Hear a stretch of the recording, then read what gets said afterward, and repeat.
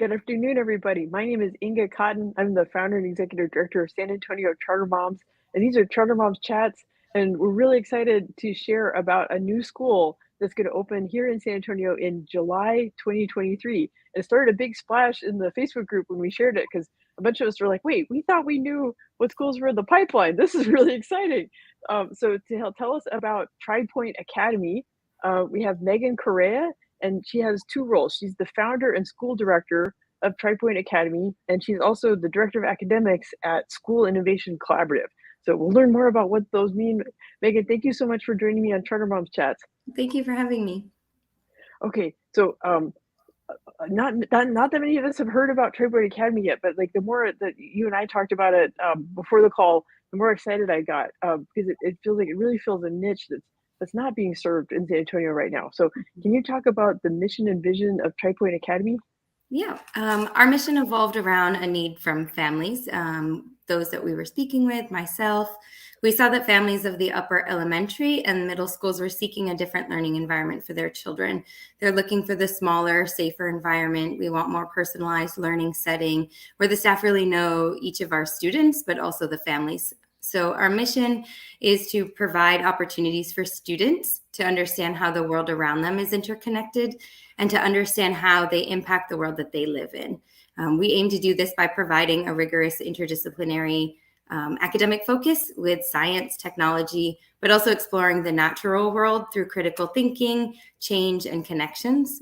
Basically, at a high level, we want to prove that a small public micro schools are possible and a space where passionate teachers and families can create great schools.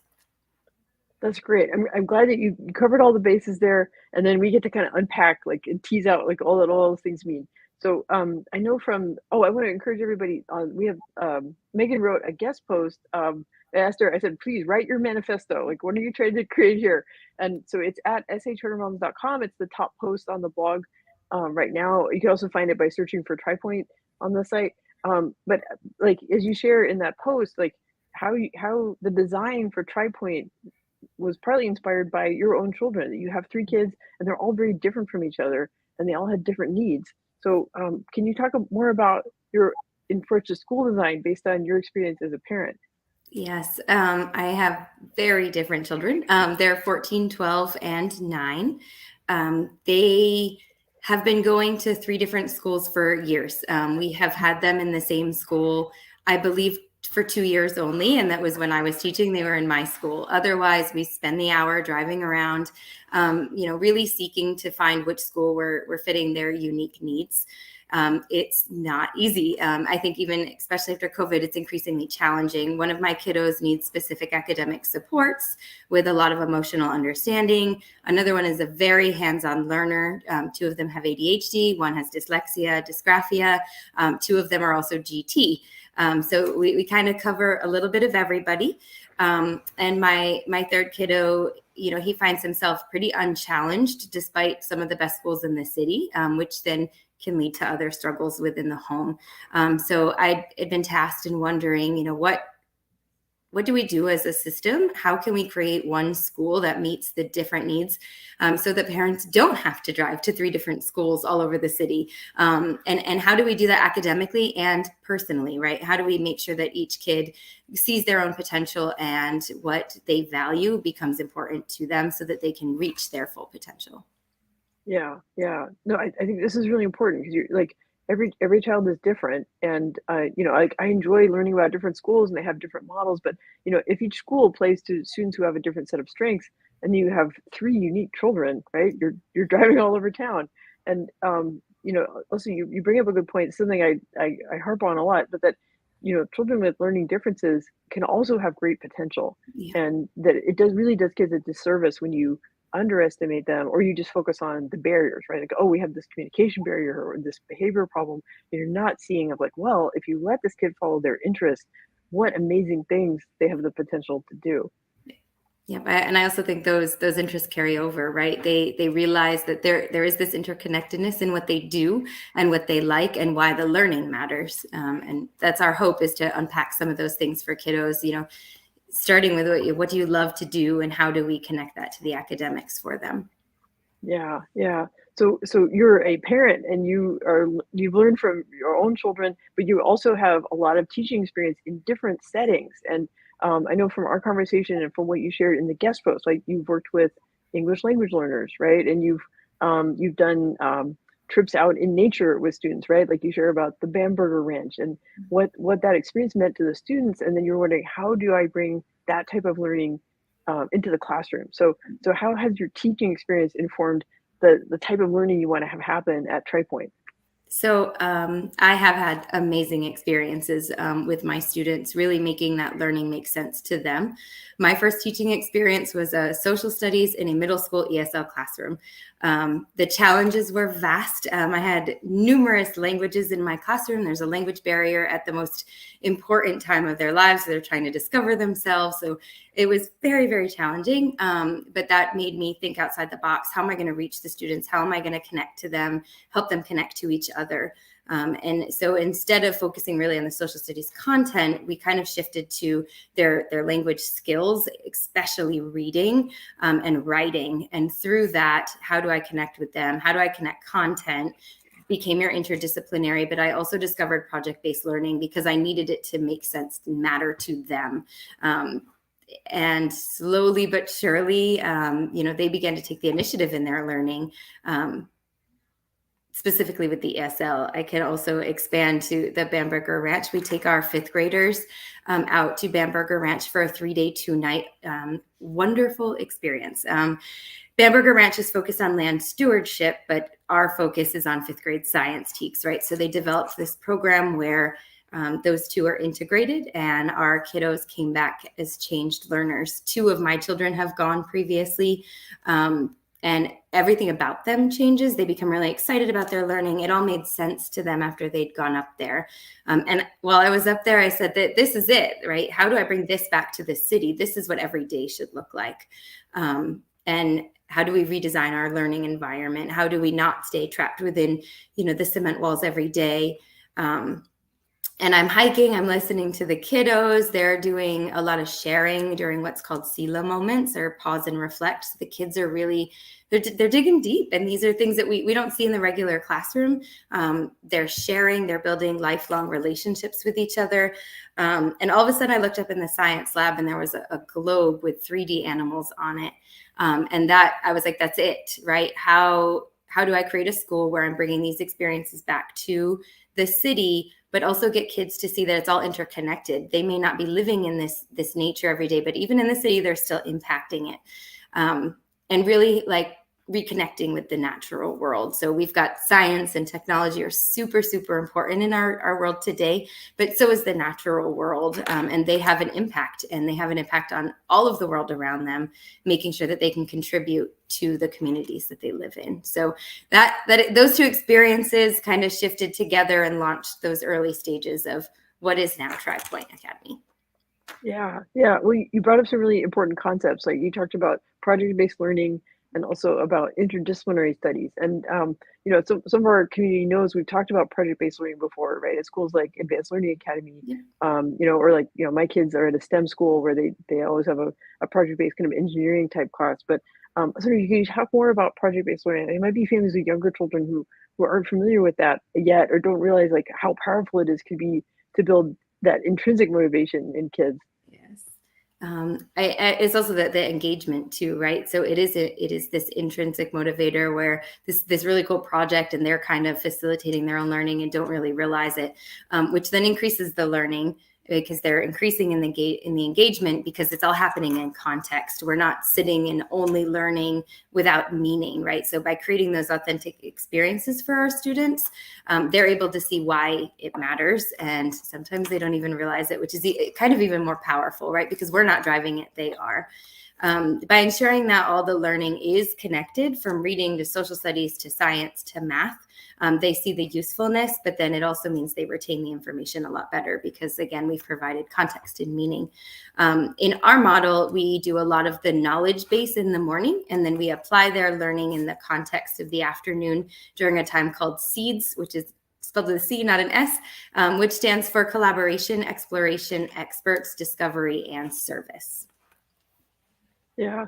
So, when you mentioned earlier, you were sharing about with your ESL social studies students and relevance, and I think social studies is one of those subjects that assumes so much, like the just to have the fluency assumes so much knowledge, right? So it's like you're getting a double whammy of like you're wanting these kids to function in a second language, and you're assuming that they have all this background knowledge about civics and about American society and things like that. And then it's like, what do you build on? And so I think like project-based learning is so important for that. And some of the feedback that I hear from families, right? So TriPoint is going to serve grades 3 through 8, right? And it seems like in that age bracket in particular, families are observing that their kids feel disconnected. They don't see the relevance in what they're learning. And partly it's because the pandemic broke a lot of threads. It created a lot of isolation. It affected relationships.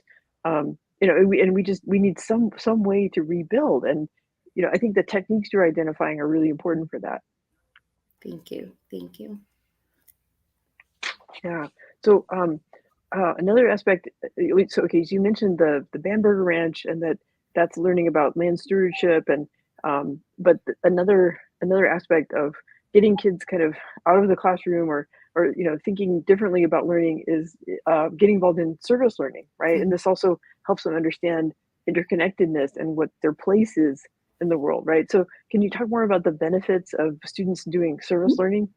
Yep. So we want to take our project-based learning a little bit further, right? We want to, yes, it's still project-based learning, but the end result is a little bit different, where the act of the end of it is a service. So service learning provides an opportunity to develop mutually beneficial relationships among students in the school community.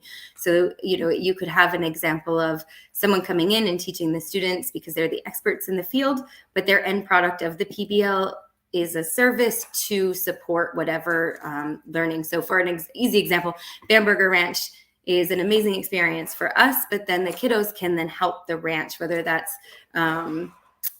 a cleanup day or they need some stuff moved, whatever they decide that they need. That's a way of giving back because they gave us knowledge and they gave us an experience. So students are able to learn through the real world problems, brainstorming potential solutions, researching, reflecting, all through the project-based learning where they're getting the knowledge, they're developing, but then they're truly immersed in realizing that through this whole journey, the end outcome has a benefit. It's not just a creation of something to myself, but I can give back and make change for others, and really realizing that they can actually make those solutions happen, not just brainstorm and ideas about them, but they can physically do it even though they're at an upper elementary, middle school age. Yeah. No, that's so important because I feel like we had to say no to kids so much during the pandemic. Now we can start to say yes, and they can start to feel more control over their world and more agency. And that's we want them to be able to express their curiosity and then work on things they're interested in. Yes. And giving back to them, right? Like they can be change makers through that. So not just interest, but I can make a difference in those things. And I think COVID, and as a parent, we sometimes forget that their age doesn't really make it not possible. Our kids are amazing, and really showing them that they can be amazing and a positive influence really early. I wonder, what will they be as we show them the amazing things they can do? Yeah.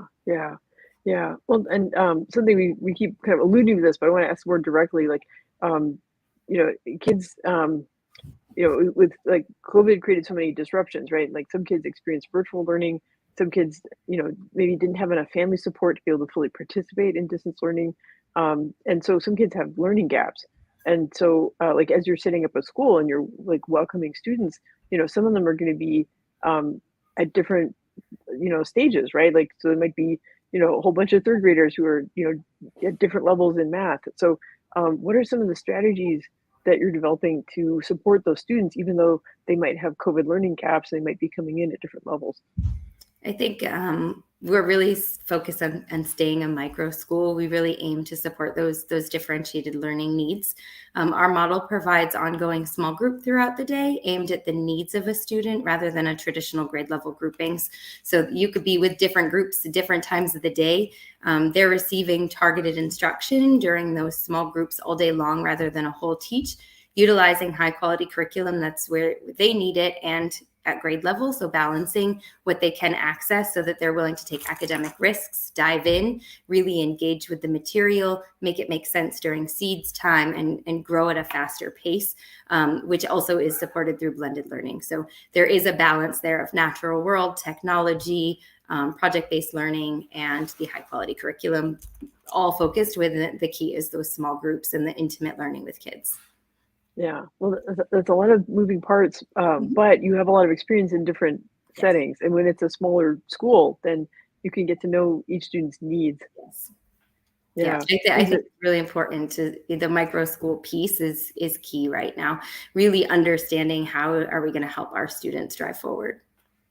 Yeah, yeah. And these are all things that, like, like I said in the Facebook discussion group, there's all this buzz, that came up as soon as they shared this, like that, that like families are asking, like, okay, how can I have my child in a small setting, like where they can get known and seen, and they'll Yes. have that differentiation, and where you're focused on the positives, not like, oh, well, this child has this deficit. It's like more focused on the positives, and yeah, and teaching them what they can give back to the world. Yes. Yes. Yeah. So, I know in the, like when we talked earlier, you were sharing about how, like, when you had, because you've also homeschooled, as have I, right? It's like Yes. you do what you got to do, right? You've But got to meet the needs of our kids. yeah, but the fun part about that is, like, when you're trying to find, okay, what's our fine arts credit, what's our PE credit, that it opens up this whole world of options. Yes. And I think that, like, that homeschool experience is another aspect that you want to bring to the micro school, right? Which is like letting kids pursue these interests. So what kinds of things do you envision? I know sometimes, to some extent, it'll be driven by the students themselves. Yeah. So as a homeschool parent, the school that we did, it was 60 hours, fine arts, PE, log it, turn it in, right? I really think that was the change for my kiddo. It really allowed him to step outside the traditional art and PE world. Every individual is unique. They have different needs. They have different learning experiences, and we really want to foster that uniqueness of each individual at our school. So for our elective time, it is more of exploratory electives, or we're calling it try something, where our students are going to start to understand who they are to reach that passion, right? We become passionate about things. We fully understand ourselves when we are happy with what we're doing, and we're doing things that we love. We want to share that with other people. So we want to make a space for that for our kids. We will be starting with the interest inventories right from the summer pre-work. So what is it that your kid loves to do? And the kiddos will be filling those out. What are ways that we can create space for them? Do we have a group of kiddos who all, and I'll use this example because my daughter heard me say it, can we do cookie decorating, right? Like that's something she saw and she wants to do it now. So can we get enough kiddos that now we can run a little small group on this? My other kiddo really likes videography. So he started doing the video at church services, or for friends who have their games, their championship games. He's recording them for them so they can watch them later. So how do we create those experiences for our kids during our electives? So again, they can become their full selves and reach their full potential.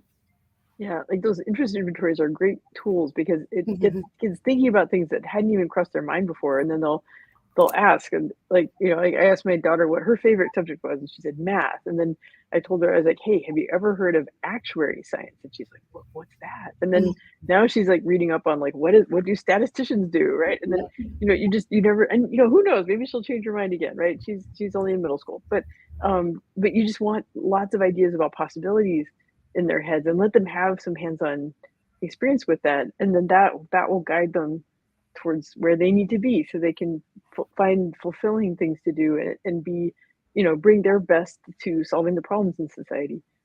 And I think it helps them think forward to what are the things, I mean, for my own personal kids, I want them to do something that they're passionate and happy about for the rest of their lives.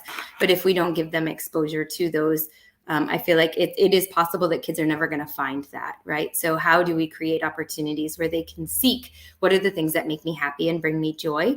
And then, we look forward with them. Well, then how do we create a career out of that so that you are reaching, full happiness? I mean, I love what I do every day. I don't feel like I'm going to work. And I think our kids should reach that as well. Yeah, yeah. So I know you've already shared some great stories, like, talking about connecting with your ESL students, and these examples about electives, like for the to try something. But are there any other stories you can think of to maybe from your past teaching experience that like show like what kind of culture, what kind of environment you want to create at TriPoint Academy? I think we're seeking that family environment, right? It's not just a school. It's really driven by having a small group and really amazing teachers on our campus driving the campus with us rather than a top-down heavy model. We're kind of all in it together, really aligned in the work that we're doing and seeking that same family environment.